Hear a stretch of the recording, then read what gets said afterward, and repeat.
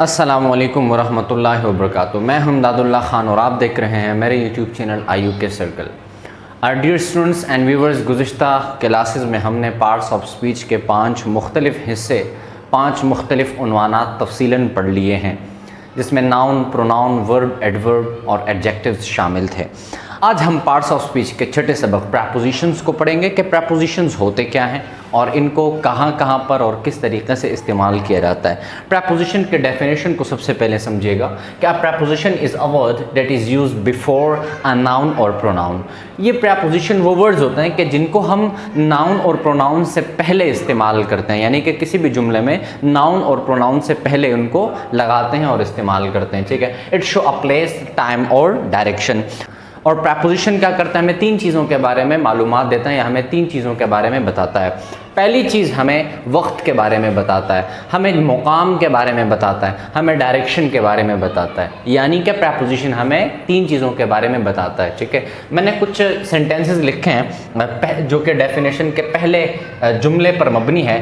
पहले जुमले में क्या कहा गया है, a preposition is a word that is used before a noun और प्रोनाउन। ठीक है, कैसे इस्तेमाल होते हैं ज़रा देखिएगा।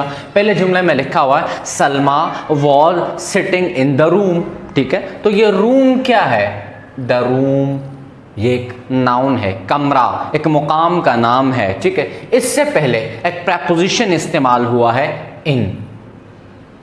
ठीक है, और उम्मीद है ये बात आपको समझ आ गई होगी कि प्रेपोजिशन हमेशा किसी नाउन या प्रोनाउन से पहले इस्तेमाल होता है। इसी तरह दूसरे जुमले में देखें, अनवर कैम टू मी। अब यहाँ पर ये नाउन था, द रूम नाउन था, अब ये मी ये प्रोनाउन है किसका, आई का। तो इस मी के प्रोनाउन से पहले हमने क्या इस्तेमाल किया, टू इस्तेमाल किया। तो उम्मीद है समझ आ चुका होगा कि हमेशा प्रेपोजिशन नाउन या प्रोनाउन से पहले इस्तेमाल होता है। अच्छा जी, अब हमारे पास मुख्तलिफ़ तरह के प्रेपोजिशंस होते हैं और उनको हम मुख्तलिफ़ जुमलों में मुख्तलिफ़ तरीक़ों से इस्तेमाल करते हैं। मैंने यहाँ पर जो ज़्यादा इस्तेमाल होने वाले प्रेपोजिशंस हैं आपके सामने बोर्ड पर लिखे हैं। तो मुख्तलिफ़ तरह के प्रेपोजिशंस में सबसे पहले हम बात करेंगे इनकी। ठीक है, कि इनको किन किन जगह पर और किस तरह इस्तेमाल होता है। इनको हम 2 मुख्तलिफ़ चीज़ों के लिए इस्तेमाल करते हैं जो बहुत ही ख़ास हैं। पहले तो यह है कि हम इनको 3 डायमेंशंस के लिए इस्तेमाल करते हैं, यानी कि एक ऐसा मुकाम कि जो ऊंचाई, गहराई और चौड़ाई रखता हो। ठीक है, और या अगर हम किसी एरिया की बात करें तो वहाँ हम इनको इस्तेमाल करते हैं। इनका दूसरा इस्तेमाल क्या है कि अगर कोई लंबा सा दौरानिया हो, ठीक है, लॉन्ग पीरियड हो, ठीक है, उस लॉन्ग पीरियड में से जब हम कोई ख़ास वक्त पॉइंट करें तो वहाँ हम इनको इस्तेमाल करते हैं। फॉर एग्जाम्पल देखें, अगर हम प्लेस की बात करें या 3D डायमेंशंस की बात करें तो पहले जुमले में इसकी मिसाल आपको मिलेगी कि there are some birds in the cage. अब ये केज क्या है, एक मुकाम है, तो और ये केज पिंजरा भी है, नाउन भी है। तो इससे पहले इनको इस्तेमाल करके हम साबित कर रहे हैं कि प्रेपोजिशन का इस्तेमाल कहाँ हो सकता है, किसी मुकाम से पहले। सेम इसी तरह वी लिव इन पाकिस्तान, हम पाकिस्तान में रहते हैं। ठीक है, अब ये पाकिस्तान क्या है, एक नाउन है, एक ख़ास मुल्क का नाम है, ये प्रॉपर नाउन है। इससे पहले हमने इनको इस्तेमाल किया। ठीक है, इसी तरह the water is in the जग। अब ये भी प्लेस है, इसके डायमेंशंस हो सकते हैं। ठीक है, इन द जग, ये जग क्या है, ये भी नाउन है। इससे पहले हमने क्या किया, इनको इस्तेमाल किया। अच्छा, इसके बाद अगर हम बात करें, ये तो हमने प्लेस के लिए इस्तेमाल किया। इससे इनको जब हम टाइम के लिए इस्तेमाल करते हैं तो वो टाइम कैसा होना चाहिए, एक लंबा दौरानिया होना चाहिए, एक लॉन्ग पीरियड होना चाहिए, और उसमें से फिर हम एक ख़ास वक्त को ले लेते हैं। For example in the morning. अब ये मॉर्निंग किसका हिस्सा है, हमारे डे और नाइट का हिस्सा है, जो कि एक लंबा दौरानिया है। तो वहाँ पर हमने मॉर्निंग एक नाम भी है, सुबह, इससे पहले हमने इनको इस्तेमाल किया। सेम इसी तरह दे ईट मैंगोज इन समर। वो क्या करते हैं कि गर्मियों में आम खाते हैं। अब ये गर्मियों में आम खाते हैं, मौसम कुल कितने, 4 मौसम है। ठीक है, उसमें से हमने एक ख़ास मौसम का जिक्र किया। तो अब यहाँ पर इस समर से पहले, इस मौसम से पहले हमने इनको इस्तेमाल किया। अच्छा, नदीम वॉज बॉर्न इन मार्च। अब मार्च की बात है तो आप इस पूरे के पूरे साल पर नज़रें दौड़ाइएगा। कितने महीने हैं, 12। उन 12 महीनों के एक लंबा दौरानिया है। उन दौरानिया में से हमने सिर्फ एक ख़ास महीने का जिक्र किया। ठीक है, कि ये बंदा इस महीने में पैदा हुआ है, तो उससे पहले हमने क्या किया, इनको इस्तेमाल किया। उम्मीद है समझ आ चुका होगा। अब हम बढ़ते हैं अगले प्रेपोजिशन की जानिब। इस प्रेपोजिशन को भी हम प्लेस और टाइम के लिए इस्तेमाल करते हैं, लेकिन इसका इस्तेमाल थोड़ा सा मुख्तलिफ है, ठीक है। मुख्तलिफ कैसे है? एट हम तब इस्तेमाल करते हैं कि जब हम टू द पॉइंट किसी मुकाम की बात करें, हम ख़ास मुकाम की बात करें, हम निशाना बना के बात करें। अच्छा, इसी तरह टाइम को तब इस्तेमाल करते हैं जब घड़ी में ना एग्जैक्ट वक्त बता दिया जाए या ख़ास मुकाम बता दिया जाए। जब घड़ी में एग्जैक्ट वक्त बता दिया जाए या एग्जैक्ट दिन बता दिया जाए तो वहाँ हम एट को इस्तेमाल करते हैं। For example, we shall meet you at station. अब ये स्टेशन क्या है? ये एक पॉइंट का नाम है, एक ख़ास मुकाम का नाम है और ये नाउन भी है, ठीक है। लेकिन इस मुकाम के नाम से पहले हमने क्या किया? एट को लगाया, ठीक है। इसी तरह दे वेटेड फॉर अस, उन्होंने हमारा इंतजार किया। कहाँ पर?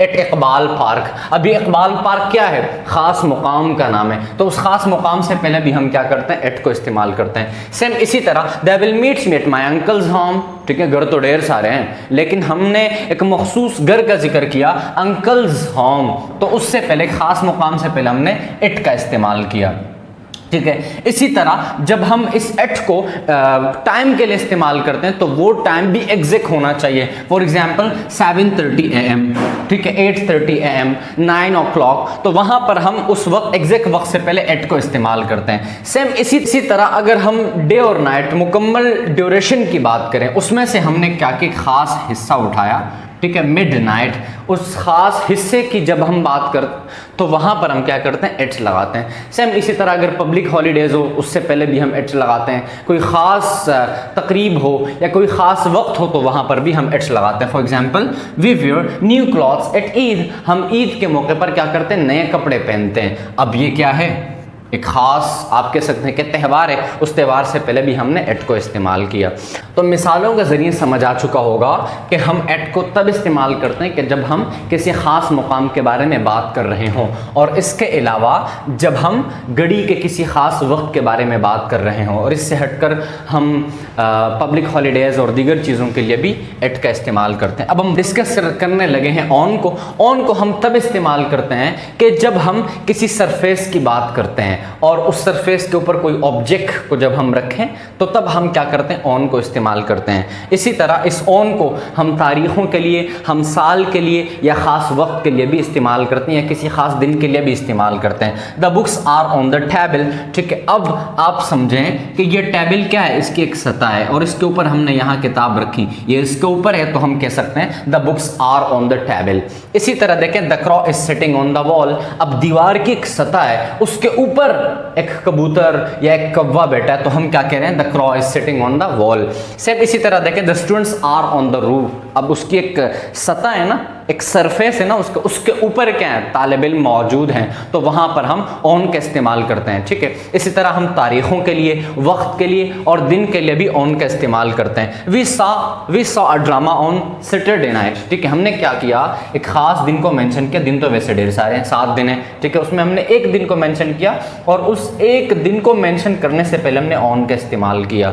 यानी कि ऑन का इस्तेमाल आप दिन, तारीख और तारीख ख़ास होनी चाहिए, वहाँ पर हम क्या करते हैं? ऑन को इस्तेमाल करते हैं। माई बर्थडे ऑन 21 सितंबर, पूरे साल में एक दिन है ये, ठीक है।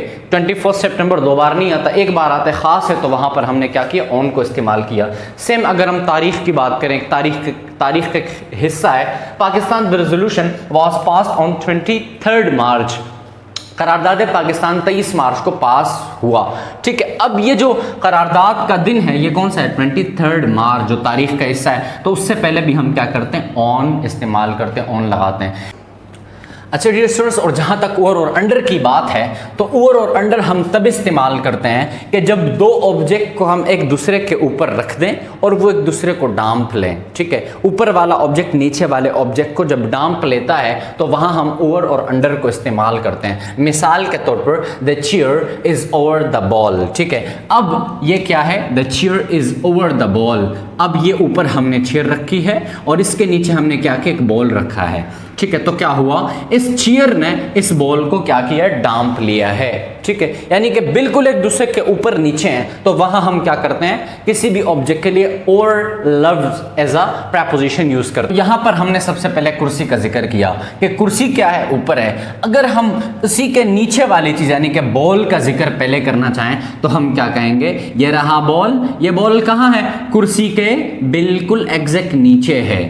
ठीक है, तो यहां पर हम क्या करते हैं कि ball is under the chair कहेंगे। ठीक है, यानी कि इन दोनों चीजों ने एक दूसरे को डांपा हुआ है। सेम इसी तरह अगर हम अबव और बिलो की बात करें तो ये एक दूसरे के ऊपर और नीचे तो होते हैं, लेकिन एक दूसरे को प्रॉपर तरीके से डांपते नहीं है। फॉर एग्जाम्पल मैं कहता हूं the house is above the lake, झील से एक घर है जो एक झील से क्या है, ऊपर है। फॉर एग्जाम्पल ये क्या है, घर है और ये झील है। ठीक है, इन दोनों ने एक दूसरे को डांपा नहीं है, एक दूसरे को छुपाया नहीं है। ठीक है, इसी तरह हमने क्या किया, इस घर को पहले एज ए सब्जेक्ट इस्तेमाल किया, है तो ऑब्जेक्ट। ठीक है, और फिर उसके बाद हमने क्या किया, लेक एक दरिया को, एक झील को इस्तेमाल किया। ये घर क्या है, इस झील से ऊपर है। ठीक है, अब अगर हम इस झील की बात करें कि ये झील क्या है, ये घर है, इससे ये झील क्या है, नीचे है, तो वहां पर हम क्या करते हैं, बिलो को इस्तेमाल करते हैं। सेम इसी तरह मिसाल क्या है, the village is above the river, गांव क्या है, दरिया से ऊपर है। ठीक है, और अगर मैं कहूं कि दरिया क्या है, उस गांव से नीचे है, तो वहां पर मैं क्या करूंगा, बिलो इस्तेमाल करूंगा। ये ऐसे ऑब्जेक्ट हैं कि जिन्होंने एक दूसरे को डांपा नहीं है, एक दूसरे को कवर नहीं किया। उम्मीद है आज का सबक समझ आ चुका होगा, बहुत ही आसान सबक था आज का। और इसी टॉपिक से रिलेटेड मजीद आपके दिमाग में अगर कोई सवाल हो तो कमेंट बॉक्स में सवाल ज़रूर पूछिएगा, आपको आपके सवाल का जवाब दिया जाएगा। और हाँ, चैनल को सब्सक्राइब करना ना भूलिएगा। जज़ाकल्लाह।